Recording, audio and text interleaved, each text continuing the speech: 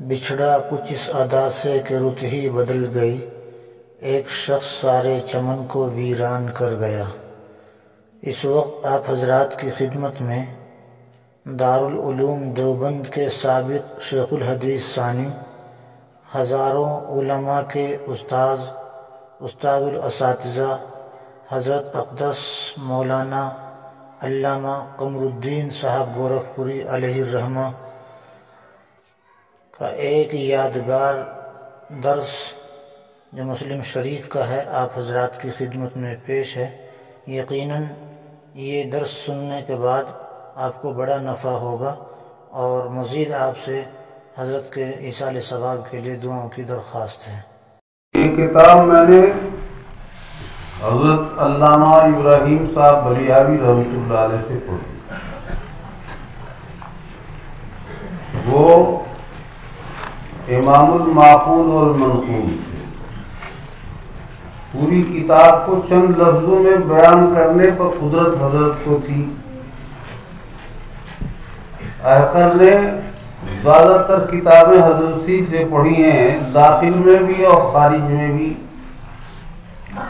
بہرحال مسلم شریف اور ترمذی شریف حضرت سے پڑھی،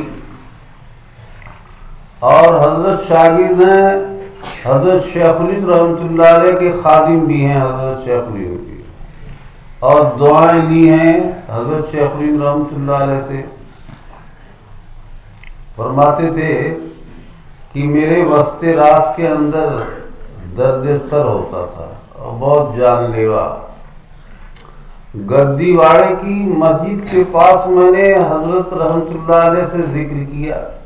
حضرت شیخ الہند کو حضرت رحمۃ اللہ علیہ کہتے تھے، اکابر جو حضرت کے شاگرد تھے۔ تو حضرت نے سر پر ہاتھ رکھ کے جو دم کیا تو مولوی صاحب وہ درد ختم ہو گیا۔ پھر فرما رہے تھے کہ حضرت مولانا علیہ الرحمہ کے زمانے میں، یعنی حضرت مدنی کو حضرت مولانا کہتے تھے، کہنے کہ حضرت مولانا علیہ الرحمہ کے زمانے صدارت کے اندر پھر وہ درد سر ہوا۔ تو میں نے وہی حوالہ دیا حضرت شیخ الہند رحمۃ اللہ علیہ کا کہ ہوا تھا، انہوں نے دم کیا تھا، ختم ہو گیا تو پھر ہو گیا۔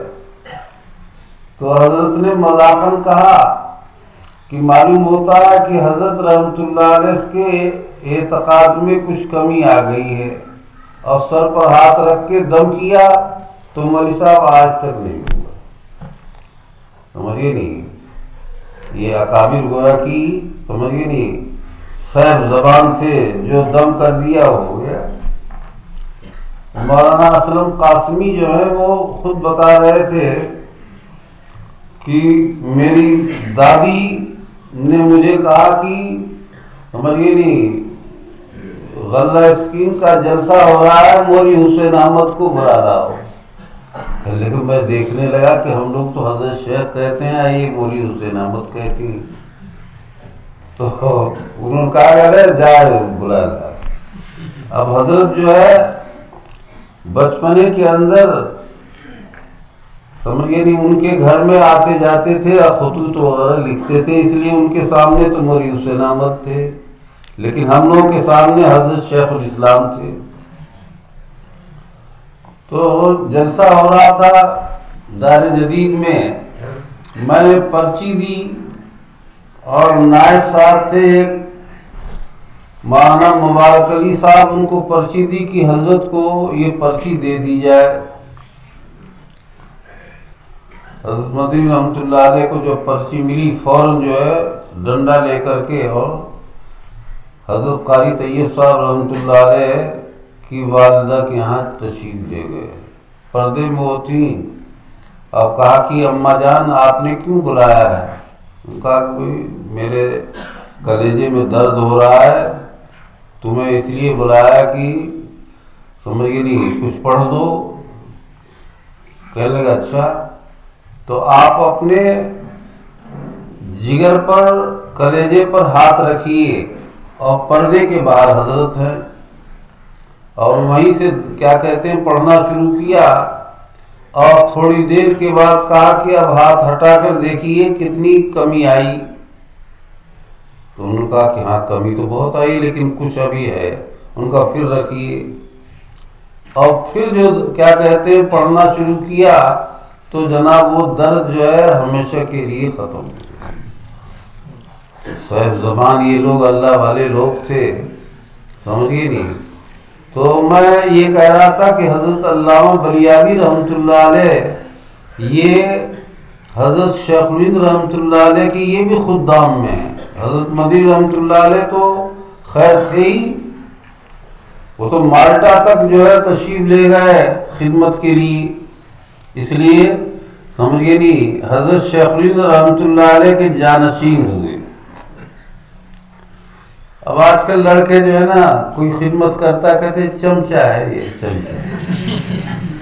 اب چمچے کے بغیر سالن تو نکل نہیں سکتا، سمجھے کہ نہیں.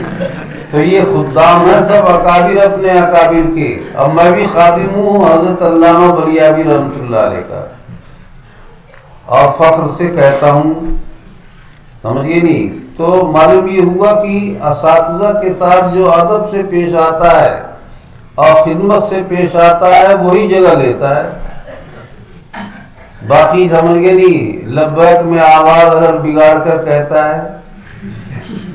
وہ معافی مانگنے آیا تھا میرے پاس کہ میں نے غلطی کی، معافی میں نے کہا معاف ہے، لیکن یاد رکھ سمجھ گئے نہیں بے ادب جو ہے محروم گشت اسود لے رہا ہوں.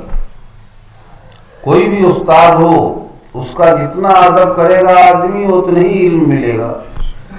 بہرحال تو حضرت شیخ الہند رحمۃ اللہ علیہ استاد ہیں حضرت علامہ بلیابی رحمۃ اللہ علیہ کے، اور وہ شاگرد ہیں حضرت شیخ الہند رحمۃ اللہ علیہ حضرت نانوتوی رحمۃ اللہ علیہ. حضرت شیخ الہند رحمۃ اللہ علیہ کو کیا کہنے، جو ان کا شاگرد ہے وہ علم کا آفتاب و ماہتاب. حضرت علامہ رحمہ اللہ فرماتے تھے کہ مولوی صاحب ایک آدمی پریشان سلوک کی راہ میں ہے، قبض اس کے اوپر طاری ہے، اور حضرت شیخ الہند کے سبق میں تھوڑی دیر بیٹھا اور پھر ہنستا ہوا چلا جاتا تھا. تو ایک طرف علم ظاہری دیتے تھے اور علم باطنی بھی ساتھ ساتھ چلتا تھا. ہمارے اکابر کا ترہ امتیاز یہ بھی ہے کہ سمجھ گئے نہیں اگر علم ظاہری ہے تو علم باطنی بھی ہے، سمجھ گئے نہیں سلوک بھی ہے. ہم بقول حضرت تھانوی رحمۃ اللہ علیہ کے ہم وجدی ہیں نجدی نہیں ہیں. نجد والے جو ہے تصوف کو بدعت قرار دیتے ہیں، حالانکہ قرآن و حدیث سے مسائل السلوک حضرت تھانوی رحمۃ اللہ علیہ نے ثابت کیا ہے. تو حضرت شیخ الہند رحمۃ اللہ علیہ کی، پھر حضرت نانوتوی رحمۃ اللہ علیہ تو بخاری کے موشی بھی ہیں، سمجھ گئے نہیں. حضرت مولانا احمد علی سہارنپوری رحمۃ اللہ علیہ سے جو حصہ رہ گیا تھا اس کی تکمیل حضرت نانوتوی نے کی ہے. اور جو علوم حضرت کے ہیں کتابوں میں وہ ایک مجتہد کے ہیں، سمجھ گئے نہیں. اگر آدمی منطق و فلسفہ علم کلام کا ماہر نہیں ہے تو سمجھ نہیں سکتا. حضرت علامہ بلیابی رحمۃ اللہ علیہ سے لوگ پڑھتے تھے. میں نے بھی حضرت سے عرض کیا کہ حضرت مجھے بھی پڑھا دیا جائے، تو حضرت نے یہ بشارت دی کہ تم دیکھو گے تو سمجھ جاؤ گے. تو میں خاموش ہو گیا کہ حضرت نے بشارت دی ہے، اللہ تعالیٰ جو ہے توفیق عنایت فرمائیں گے. تو حضرت نانوتوی رحمۃ اللہ علیہ کے علوم کا کیا کہنا، لیکن یہ سب جو ہے اللہ والے ہیں. اللہ والا ہونے کی وجہ سے ان کے علم میں گہرائی اور گہرائی اور نورانیت پیدا ہوئی. اور وہ شاگرد ہیں حضرت سمجھ گئے کہ نہیں شاہ عبد الغنی مجددی کے. دو شاہ عبد الغنی ہیں، ایک شاہ ولی اللہ کے صاحبزادے ہیں اور ایک یہ ہیں شاہ عبد الغنی مجددی خاندان کے. یہ استاد ہیں اکابر کے، حضرت نانوتوی اور حضرت گنگوہی کے یہ استاد ہیں. اور وہ شاگرد ہیں حضرت شاہ اسحاق صاحب رحمۃ اللہ علیہ کے، جو نواسے ہیں شاہ عبد العزیز صاحب الشہیر فی الآفاق، ہجرت کر کے حضرت شاہ عبد الغنی اور حضرت شاہ اسحاق یہ دونوں چلے گئے تھے. اور یہ نہیں جو ادھر اکوڑا خٹک وغیرہ کی طرف مجاہدین کام کرتے تھے ان کے لیے رقمیں یہاں سے بھیجتے تھے، تو انگریز پیچھے پڑا تو یہ حضرات گویا کہ چلے گئے. شیخ عبد الغنی مجددی تو مدینے میں رہے اور شاہ اسحاق صاحب مکی میں رہے، اور شاہ اسحاق صاحب شاگرد ہیں حضرت شاہ عبد العزیز صاحب رحمۃ اللہ علیہ کے، جو سمجھئے نہیں معقول و منقول وغیرہ میں امام. رد شیعت کے اندر تحفہ اثنا عشریہ لکھ دیا، آج تک روافض جواب نہ دے سکے. تفسیر عزیزی مکمل تو نہیں ہوئی، اگر مکمل ہوتی تو اس کا بھی جواب نہیں ہوتا. بڑے ذہین اور بڑے فتین، اور اللہ تعالیٰ نے ان کے ذریعے سے بڑے بڑے افاضل پیدا کیے، ان کے اپنے بھائیوں کو بھی پڑھایا. اور سید احمد شہید بریلوی جنہوں نے سمجھے جہاد کیا ہے پشاور وغیرہ کے علاقے کے اندر، یہ بھی شاگرد ہیں انہیں کے. اور اجازت شاہ عبد القادر اور شاہ عبد العزیز صاحب دونوں سے. اور ولی کامل ایسے ہیں کہ شاہ اسماعیل شہید دہلوی اور مولانا عبد القیوم بڈھانوی بڑے بڑے علماء ان کے مرید تھے اور سب جہاد میں شریک تھے. اور شاہ عبد العزیز صاحب شاگرد ہیں حضرت شاہ اللہ صاحب رحمۃ اللہ علیہ کے، جنہوں نے مدینہ پاک کے اندر جا کر علم حدیث حاصل کیا تھا ابو طاہر کردی مدنی. لیکن ابو طاہر کہتے تھے کہ الفاظ کی روایت تو یہ مجھ سے لیتے ہیں اور معانی میں ان سے سمجھتا ہوں. شاگرد ایسا اونچا تھا سمجھیے نہیں. اور ماشاءاللہ تصوف اور سلوک کے اندر بھی مقام ایسا ہے کہ فرماتے ہیں کہ مجھے خانہ کعبہ کی دیواریں نور کی معلوم ہیں، ہمیں تو پتھر کی نظر آتی ہے، ان کو نور کی نظر. اور میزاب رحمت کے نیچے بیٹھے ہوئے ہیں، ذرا سی اونگ آئی تو دیکھا کہ حضرت حسین امام حسین رضی اللہ عنہ تشریف لائے اور کہا کہ یہ نانا جان نے قلم دیا ہے، لکھیے. تو حضور صلی اللہ علیہ وسلم بشارت دیں جس کو، تو حجت اللہ البالغہ جیسی کتاب لکھی، سمجھ گئے نہیں کہ دنیا میں اس کی نظیر گویا کہ اس فن میں جو ہے موجود نہیں. بہرحال یہ گویا کہ ہمارا سلسلہ ہے، آگے سلسلہ لکھا ہوا ہے کتابوں کے اندر حضور صلی اللہ علیہ وسلم پر، سمجھ گئے نہیں. میری طرف سے بہرحال اجازت ہے. اللہ تبارک و تعالیٰ تمہیں علم و عمل سے نوازیں اور دین کی خدمت کی توفیق عنایت فرمائیں. اس لیے کہ زندگی کیا ہے، 70 سال 80 سال زیادہ 90 سال ہو گئی، تو آدمی جو ہے دین کی اشاعت میں اور دین کے پھیلانے میں خرچ کرے گا. اللہ تعالیٰ دنیا تو دیں گے ہی جو مقسوم ہوگی. ابھی سے نیت کرو کہ دین کی اشاعت کرے گی انشاءاللہ. ہاں، اور مطلب یہ ہے کہ کسی بزرگ سے، کسی اللہ والے سے جو تمہارے نزدیک ہو، سمجھے اس سے تعلق قائم کریں گے تاکہ علم جو زبانی ہے وہ دل میں اور سینے میں آ جائے. سمجھیے نہیں، اس کا بھی خیال رکھیو. ہمارے اکابر کا طر امتیاز یہ ہے کہ وہ سطحیت نہیں ہے جو نجدیوں میں ہے یا غیر مقلدین میں ہے، گہرائی اور گہرائی ہے. سمجھیے کہ نہیں، وقت نہیں ہے ورنہ میں عرض کرتا.